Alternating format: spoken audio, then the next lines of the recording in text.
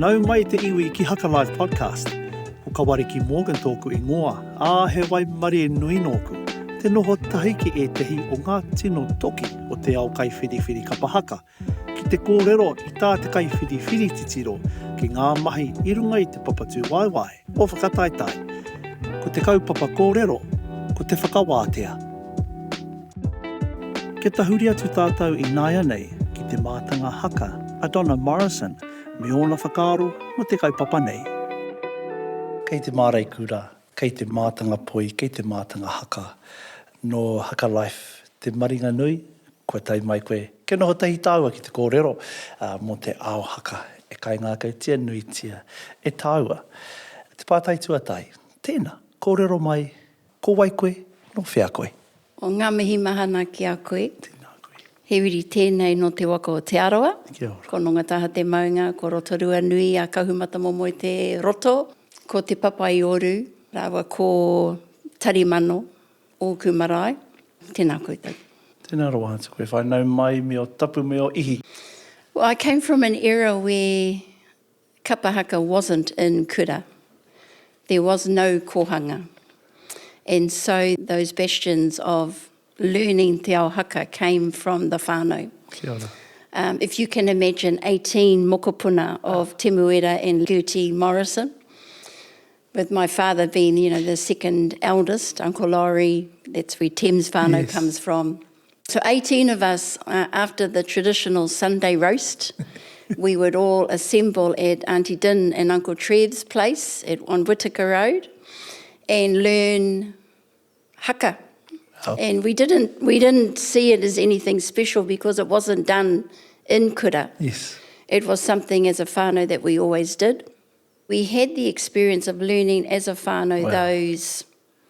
those items that, everybody knows, to learning specific items that would be performed on the commercial stage, Getting that label of plastic Māori, we didn't even know what that was at the time. We just loved performing. Yes. And the fact that we performed with whānau made it all the more special. Because, our Tim at this stage, such a little guy, he wore a headband as a tāpeka and we glued pew-pew together, all the things we shouldn't do, we did. But that love of haka came from Auntie Din and Uncle Trev, giving time to us, to nurture us, and then Uncle Trevor teaching the boys how to guitar. He'd spend loving hours just pouring energy and effort and love into the boys to teach them how to play the guitar. And with Auntie Din, more of a disciplinarian, exacting, I would say, Yes. knowing what she wants and also expecting nothing but the best from us. So learning Pākete Whero, learning the pūrerehua, learning the single long poi, learning how to do the four pois was just part and parcel of what we did. And then we went to school and learned what we really should know, or so we thought, From there we went to Ngāti Rangiuahi Midgets, so un-PC in terms of name. Yes. And our tutors there were, Kato Flavel. Well, she was the one and only tutor, Kato Flavel, and so famous in terms of Rangiuahi, composer of the day. And then from there, the world was our oyster after that. Yes.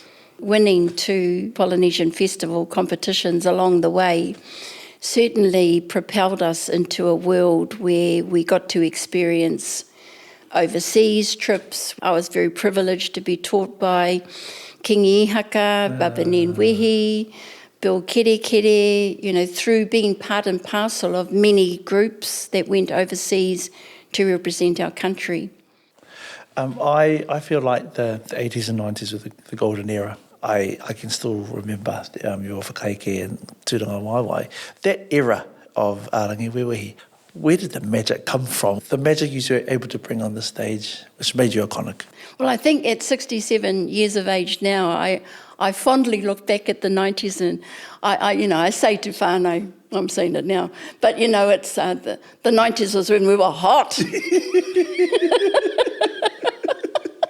And they can't deny that because we did break barriers. Amazing. We and I put that down to, especially with Rangiuahi, was the close relationship how we had with Auntie Din. the hours that they spent arguing and coming up with a formula that would, meet the mark. But where Uncle Trev too, the old jingalaka days, he was retired from the guitar. And at that, when he first started, he was hot in terms of guitar playing, But he can, he's one of those ones that can make a ukulele sing. So when we think about the hot period, where a lot of people know you and they get a bit disappointed when they see the grey-headed lady nowadays. But when you think about those days, we were sport for choice in terms of performers who learnt the trade from the best within the ranks. Those days were also days where you did not go to anybody's, the cuppa hopping that you often see nowadays. If they had a charge where you could be charged for treason, my Auntie Tin would have exacted that. Yes.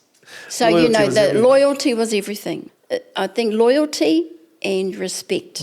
Respecting that your role is just to perform. Yeah, because in any group of any worth, it is a dictatorship. Yes.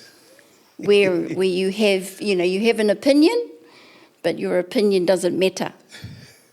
It's the opinion of the leaders, the opinion of the people who are out front and watching you sell your individual sizzle within the group mix. The Whakawātea, last item on the stage, what do you think is an amazing Whakawātea when you're watching as a judge? An amazing Whakawātea isn't a throwaway item. Yes. And bring ngā tūmanako up again, the use of te rākau, te tōrea, all of those cheeky elements of manipulation of toi that really isn't traditionally done in a competitive item. That exploration, it had great results, didn't it? So the Whakawātea should be the opportunity where, the men have momentary rest because they're exhausted rawatu from their fierceness and gesticulating of their physicality in the haka and their potaho.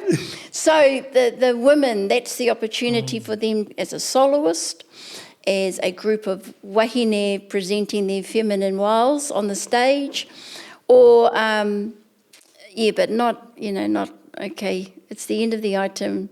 We're going to get off. We want to get out of here as soon as possible because we're absolutely physically spent, and here we he kind of thing. So I see Whakawātea now being again one of reinforcing kaupapa, where you want to say, well, we've tried this and we've tried that with the other items, but now we're going to put our whole kite. Of our whole bag of tricks is going to be now available for you to have a look at, and if you don't like that, we'll stuff you, kind of thing. It's that exploration of artistic excellence, because the Whakawātea, like the whakaeke, doesn't have a prescriber or a prescription of how it should be delivered. Go for it. Is how I say. You want to finish the exit in the front row centre? Go for it. You don't have to exit the stage completely. Because you get some judges that will say, oh, you never exited, 2 marks off. Because, they've got nothing else to say. So they're using that as an excuse. That's my whakaaro. And my expectation is that you would, again, stamp your authenticity, stamp who you are, be unapologetic about the fact that you have showcased this item, this item, this item, this item. And then the crescendo is this final item, here we he then, And ngā tūmanako, as an example, you always finish with a key shape.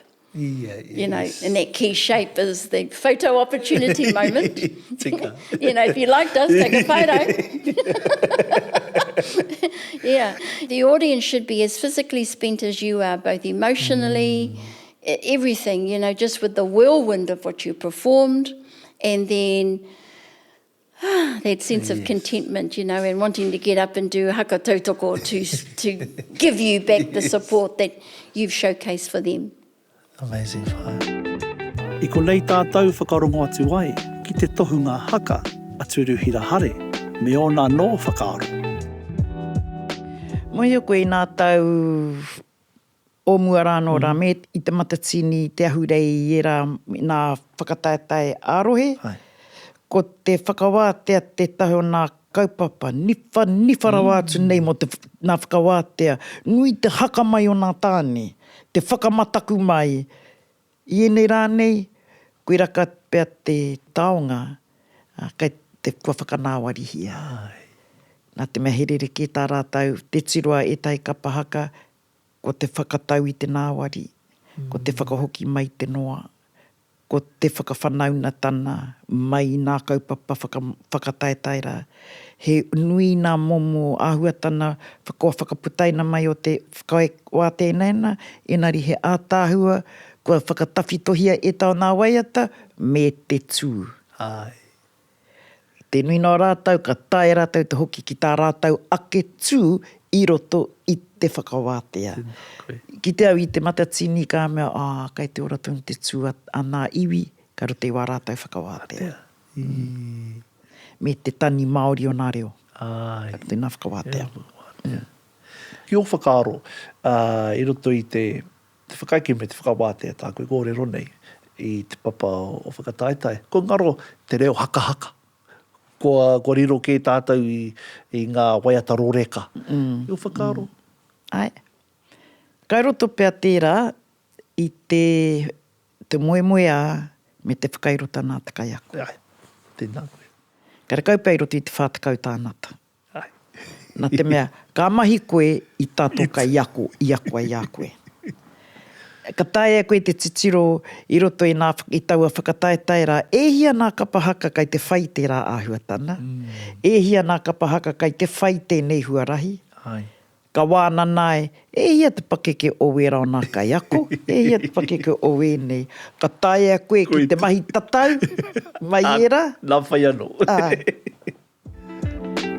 Ke mawhiti atu tātou i nāia nei, ki te manu haka nei, a Paula Brosnan, me ona whakaaro o tēnei kaupapa.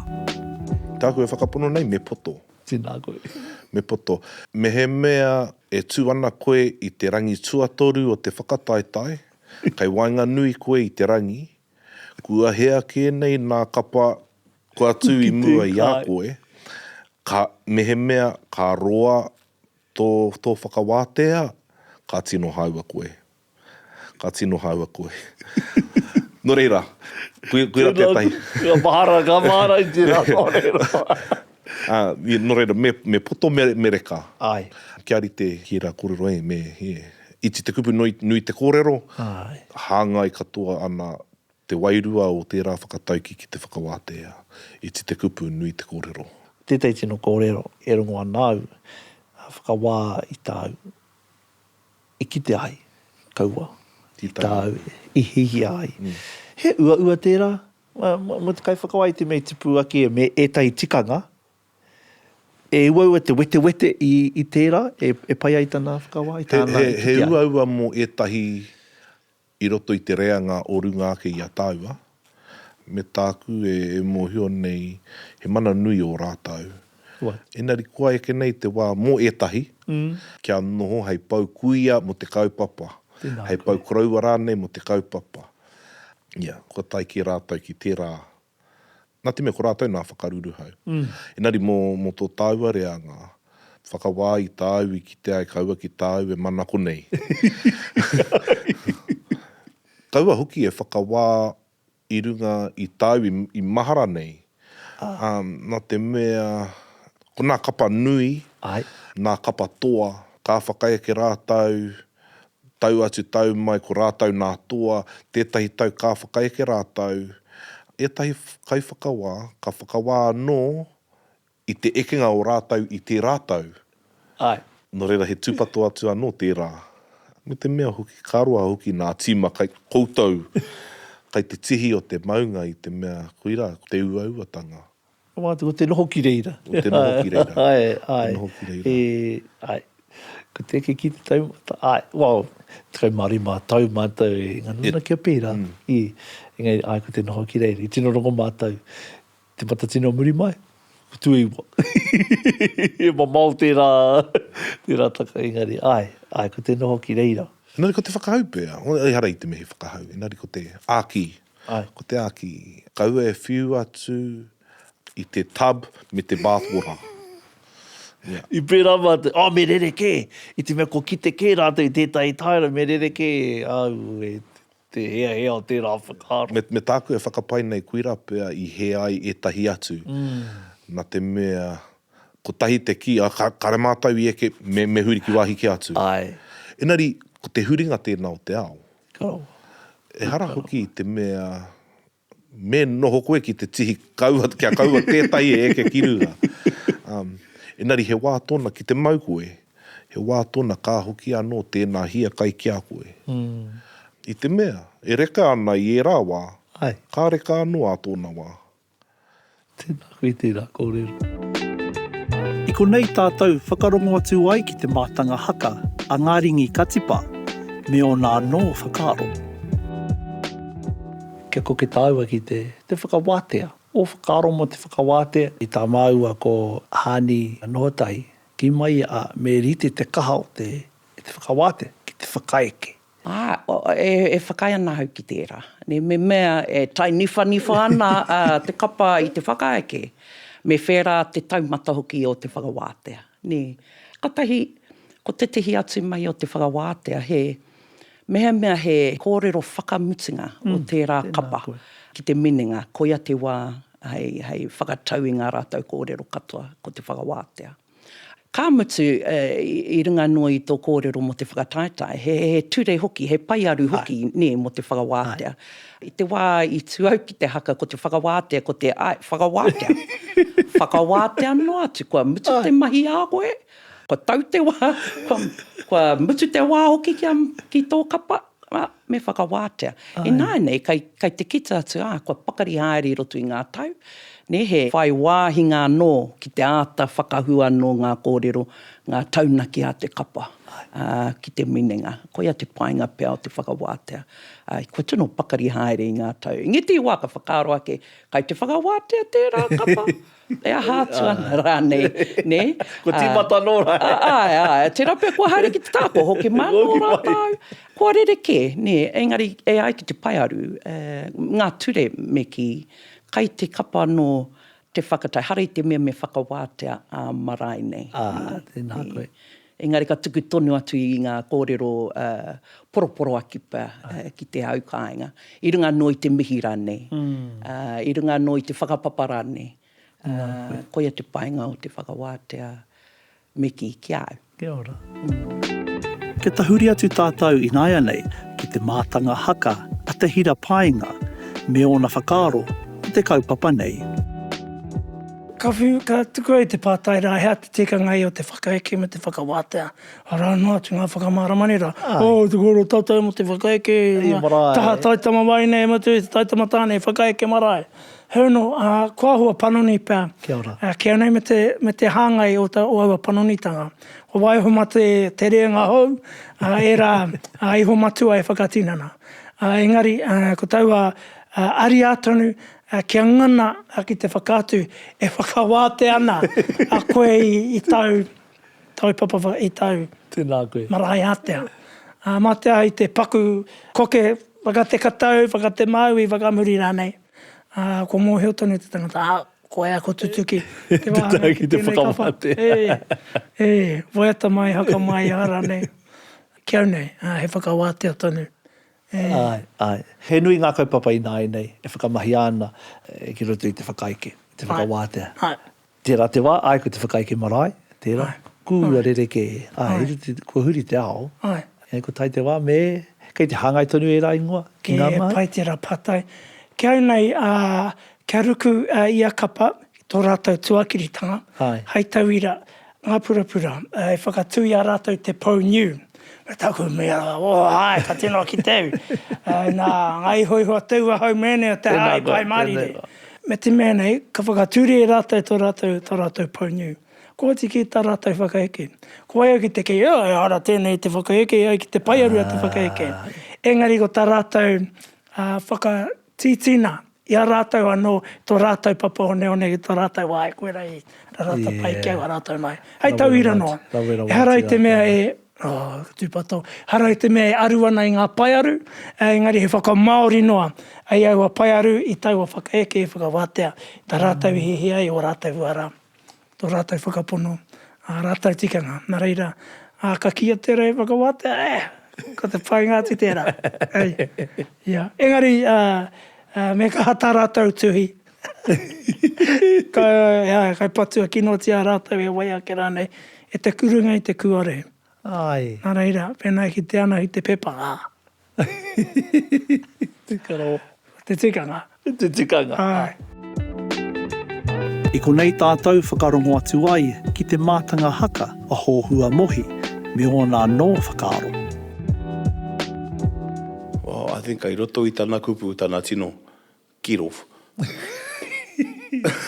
Kau whakarai. Engari, ko tāku me poto, me kaha, me reka. Tēnā koe.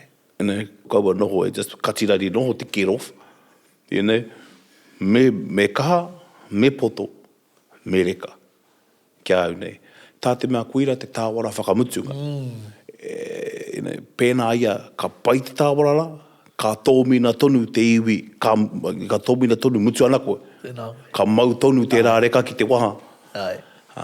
So me reka, me pai te poto. Pai te poto. Engari kau e mangere. Rere ke anō te poto nā runga i te mangere.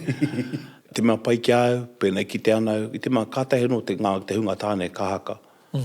Pēnā rātou, waiata tonu ana, e nuku tonu ana, e peke tonu ana, e waiata tonu ana, e kā tonu ana te kanohi, mutu ke mai te haka, kani. Mei. Nei. Pai ngā mea waine, te Ko waia ki tērā au. Engari, pēnā te ka pai ana i te ngā whakawātea pai ki au, ko mea poto nei, reka mai, pai mai, kaha mai. Tērā wetai he roa e pai, engari, rua noho wera. I te mea, katoa ngā kapa, aha koa te whiti, aha koa te pākaha, ka ngenge, pēnā koe pono ana ki te tino tuku koe i tō katoa i te haka, me te. Ai, e roa atu. Me pauka tō te kā, tana tika. Kia tahuri atu tātou i nāia nei ki te tohunga haka, a tāti mō te karetu, me ona whakaaro o te kaupapa nei. Ko ngā Whakawātea pia, kei te ahua krewa haere. Kei te ahua krewa haere, e kia nātua. Kei te ahua krewa haere, me te aha, ka pēnei koe, he ara te sika o tērā Whakawātea. Nau mai haere atu, kuira o ki te... Nau mai haere atu, kuira te kōrero, a tarangia o kia mātai. Kau e roa rawa, kau e roa rawa. Whakamohiti o kawai koe, mahi a te mahi, makere. Ai. Taki makere, kuira tētahi kapa, kuira tana kia tukia rata. Kouta, taki makere. Whakaaro. Engari, iāhua tika tāna. E kore whakaingo i te kapa. Ngā whanaunga o ngā rangi nei, ai. Ko te, ai. Engari, he mea he pērā tērā koroa, ko tai te kōrero. Ka re tohe, ka re aha. Ka mutu, ka re manawanui ne, ka re ke pauta wai tako ki te kora, tēnā kouta, makere, maroke, ka re wai hoki atu tuki ki ārane, ke tino kitea, tōna ātāhu e te oti ngāke, ko tahi atu, taki makere, kokori tāia tērā, nei wā, kokore kai hakai hoki mai, nea, kuira pia te tahi rerenga kētanga, he tere rongo tēnei reanga i te mamae, i te ki ngā atu, i te ki ngā atu, hoa. Paike pia tonu hoki wau, kau e ke mai, ai. Me mai tai te tangata, me kaha. Ai, me kirituna, me kirituna, ai. Ki te kore hoki, ai. Ka roki ngā koroa kāre paku aroha, ki te kore taka, noho. Ai. Kuira pia te tai āhua taka oi nei wāra, ki te kaha pia te aroha. Kare he heo te kaho te aroha. Ai. E ki ana he taonga Māori tērā te kaho te aroha. Nō reira kaua tātou profiu i tērā taonga. Engari, te tiro hāngai ki tō kapa, me te o mohio, kei tātou, kaua a mea. Ne. Ai. Ka me whakakiki noa ki te tāngata. Ai. Ka mutu ko wera whakakiki maira, kari te pera te kaho te aro mai. Ne. Ai. E pai ke te toko iti, Mōhio, kounga. I te whā te kau, i rua te kau nei he kore take. Neha? Tika. Ai, kuira kia iti kia kounga. Ai. He mōhio nau ka puta mai tāwi pirangia i tērā toko iti. E tika tērā. Ko tētai hoki o ngā huatanga, me kawe te katoa. Ne. I runga i te maraka pērā hoki, ko ngā mea kare mo ka noho, kare tū ki te waiata, i te kore koe mai tau waiatara. Nā re runga i te ata mira katoa me kawe. Kuira pē te tahi mea te tiru, ke te mahi katoa rane ngā waha, e te pēnei no rane te waha o e tahi. Kare e kupu i te puta mai. Ai. Ka kitea tērā, tahira. E te pōhehe wera ka taia te una. Engari ko koito ko ngā kai whakaahua, ko tahi atu ana ki era, kia kitea ai. Te kore mōhio o mea, i te kapa, a mea. Ai, tika. I konei tātou whakarongo atu ai ki te mātanga haka, hāni huata, me o nā no whakaaro. O kia nei ko ngā mea kua eke, ngā mea kua tino mōhio, hea te āhuatanga e tino eke ai rātou.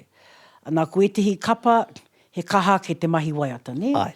I tihi kapa, he kaha ke te mahi haka. Ai. Nō reira me mōhio koe, hea te mea, mena ko ngā mea rua, ana, karawhiua. Engari mena he kapa koe, he manu tiori te katoa, aha kua haka, kua poe, kua tū mo te tori te community, ka tukuna tonu ko te reo kaha, a kare te kōhiro mo te reo tioro. Engari, he rereke anō tēnā. Ko te reo kaha, ko te reo mārama, ngā rangi katoa, e whitu ngā notes. Tēnā, whakamahia nā te mea, koe nā tō pukenga. Ai. Mena hari tērā i tō pukenga waiho ki e rātu o ngā wāhanga. Engari, ko tēnei te wāhanga whakamutunga. Ai. E rongo ai i o pai, i tō wairua, nō hoki i tō kaupapa, me tō hari koa ki te tū ki tō kapa. Ina me hari koa tonu te tangata ki te tū ki tāna kapa, ko te loyalty tērā. Ka kitea, ka rangona, ana ko koutou katoa, ko te kapa katoa, kai te whakoti i te kaupapa i runga no hoki i te wairua kotahi, i te ngākau kotahi. Nō rei koina, noiho, kei ngā kaiako. Ka moho ngā kaiako ki ngā pukenga o tō rātou kapa, o rātou kapa, a mena ko ngā mea rua, smash them both. Kia kau reka ana te waiata, kātai ka meme hahaere te haka, kau. O ka haka, kātai, ko te nuinga, kāre te pēra. Kāre te tai haka me te tuku mutu i te waiata, te nuinga o te wāina, kai te rātu. Engari, me kaha ngā wāhanga e rua. Koira noi ho tāku, e rite ana ki taku kōrero i te tuatahi, me rite te taumato te mahi ki te timatanga. Ana, nā te mea ka rongo koe, kai whakawānei ka rongo koe, ka rongo a tinana, nā te mea kai te ahua pēnei koe, ana tai te kiti muti, like, ka pai. Engari mena kai te pēnei, koe, ana koera tāku i kia i mua, i tehi wāhi ahu waua te tuhi i tērā momo whakaaro, kōrero, ne, ka hua pēnana. Hoi anō me ke mi huarahi tonu e māra mai ki ngā kaihaka.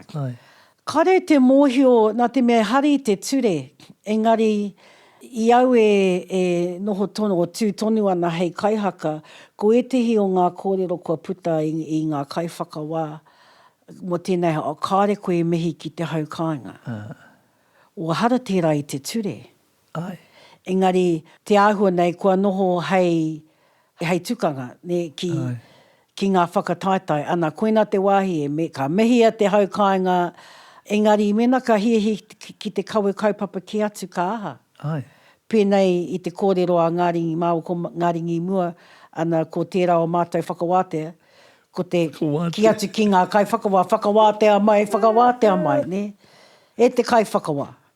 Hea hake e tātou e mahi nei. Ni tau koina ngā kōrero, kāre paku mehia te haukainga. Nō reira, koina pia tētihi āhuatanga hei tirohanga manga kai hoa ture e te aha rānei, ngari mēnai hara tērā i te ture, kia kau e te kapa e hāmenetia. Tēnā koe. Nā te mea, nā rātou anō te kaupapa i whakatakoto. Ki te whakawā i te kaupapa o kua whakawā. Kua rereke tēnā mō whakawā. E mihi ana ki te reka, ki te hohonu, ki te hāngai, o au kōrero ai tēnei noho tahi a tāua e ko ka nui te mihi, ka nui te aroha. Tēnā koe, tēnā kawariki, kia koutou katoa o tō tira. Tēnā koe, kōrua, koutou e whangai nei a māua. He mea nui te taimai ki waingani i a koutou ki te kōrero i enei kōrero. A ko te tūmanako ia ka whai wāhi tonu ai ki te pai whakawā i muri i taku kōrero. Hoi anō, kau tērā, aha ko te aha, ka tuku i waku kōrero i aku whakaaro. Engari, i runga anō i te whakaiti, i runga anō i te rere maharatu ki a rātou, nā rātou anō a hau i poipoi. Ki te kore rātou, ka kore tēnei e pēnei i tēnei wā no reire. Me ana ki a koe, kia tātou. Kia ora e ko. Me inu iana.